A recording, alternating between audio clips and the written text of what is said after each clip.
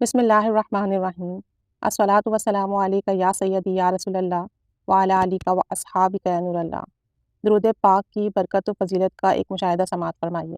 جناب قدرت اللہ شہاب اپنی مشہور زمانہ کتاب شہاب نامہ کے صفحہ نمبر 112 پر لکھتے ہیں کہ میری رہائش کشمیر کے قصبے میں تھی۔ میرے میٹریکولیشن امتحانات کا سینٹر 11 میل دور شہر میں تھا۔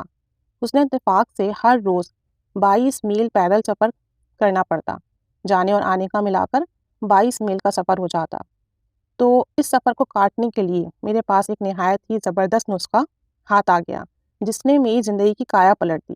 کہتے ہیں کہ جب میں راستے میں جاتا تو کبھی آواز بلند اور کبھی آہستہ آہستہ درود شریف کا ورد کرتا رہتا، اور کہتے ہیں کہ دراصل یہ ورد میں نے ایک ہندو برہمن کو ستانے کے لیے، تنگ کرنے کے لیے مذاق میں شروع کیا تھا، لیکن رفتہ رفتہ درود شریف کی برکت نے میرے ہوش و حواس اور میرے بدن کو ایک نوری انداز میں ڈھانپ لیا۔ اس کے بعد عمر بھر کے لیے ہر روز اس مقررہ وقت پر درود شریف پڑھنا میری عادت میں شامل ہو گیا۔ کہتے ہیں 8ویں جماعت کے امتحان کے دوران جب میں نے مذاق میں درود شریف شروع کیا تو چند روز بعد ایک عجیب خواب نظر آیا کہ میں دیکھتا ہوں کہ میری حد نگاہ تک ایک وسیع و عریض صحرا ہے اور بہت دور تک یہ صحرا پھیلا ہوا ہے، اور میں اس صحرا میں کسی جانب بہت تیزی کے ساتھ بھاگتا چلا جا رہا ہوں۔ صحرا کی ریت اتنی گہری تھی کہ میری ٹانگیں گھٹنوں تک اس ریت میں دھنس چکی تھی۔ سانس پھول جا رہا تھا، یعنی سانس میرا پھول چکا تھا۔ جب میرا بھاگنا محال ہو گیا تو میں گھٹنوں کے بل گھسیٹتا ہوا آگے بڑھنے لگا۔ پھر جب گھٹنے بھی جواب دے گئے تو میں منہ کے بل ریت پر لیٹ گیا اور اپنی تھوڑی اور پنجے ریت میں گاڑ دیے اور آگے بڑھنے کی کوشش کرنے لگا۔ اس شدید مشقت سے میرا سانس بری طرح پھول گیا۔ میرے پیٹ اور گھٹنے اور ہاتھ شل ہو چکے تھے اور میرے سینے سے درد کی ٹیسیں اٹھ رہی تھیں۔ اسی طرح رینگتے اچانک ایک جائے نماز کا کونا میرے ہاتھ میں آ گیا۔ میں نے دیکھا کہ وہ چٹائی کا کونا تھا اور وہ چٹائی ایک کھجور کے درخت کے نیچے بچھی ہوئی تھی، اور حضور نبی کریم صلی اللہ علیہ وسلم اس چٹائی پر تشریف رکھتے تھے۔ آپ صلی اللہ علیہ وسلم نے ایک ہلکی سی مسکراہٹ کے ساتھ میری جانب دیکھا اور عین اسی وقت میری آنکھ کھل گئی۔ کہتے ہیں کہ فروری کا مہینہ تھا۔ سخت سردی کے باوجود میرا پورا جسم پسینے میں شرابور تھا اور سانس پھول رہی تھی۔ گلا کانٹے کی طرح خشک ہو چکا تھا اور سینے میں دونوں جانب شدید درد محسوس ہو رہا تھا۔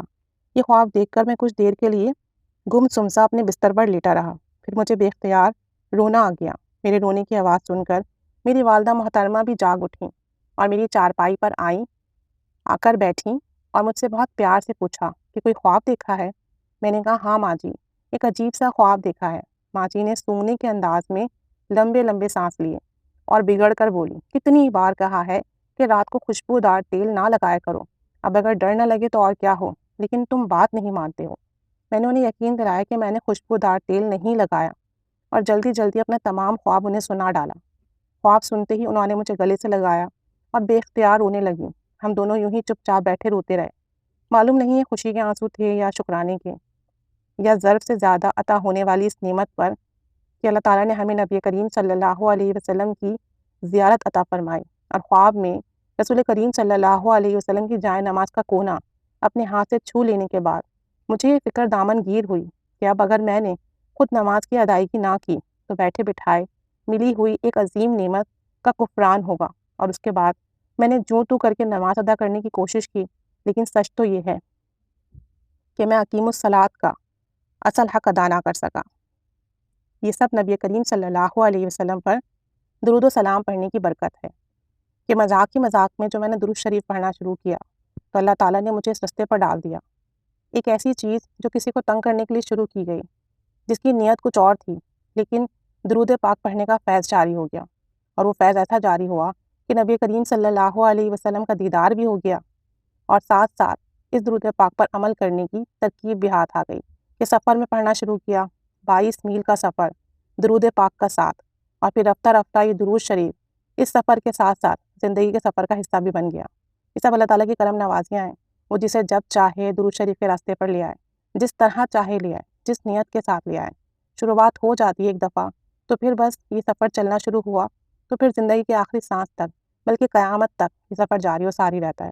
اللہ تعالیٰ ہمیں بھی خوب درود شریف پڑھنے کی توفیق عطا فرمائے، درود پاک کی خوب برکتیں عطا فرمائے۔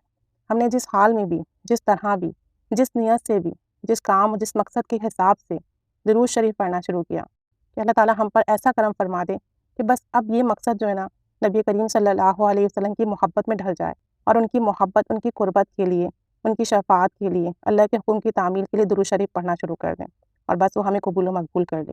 آمین بجاہ النبی الآمین صلی اللہ علی محمد صلی اللہ علیہ وآلہ وسلم۔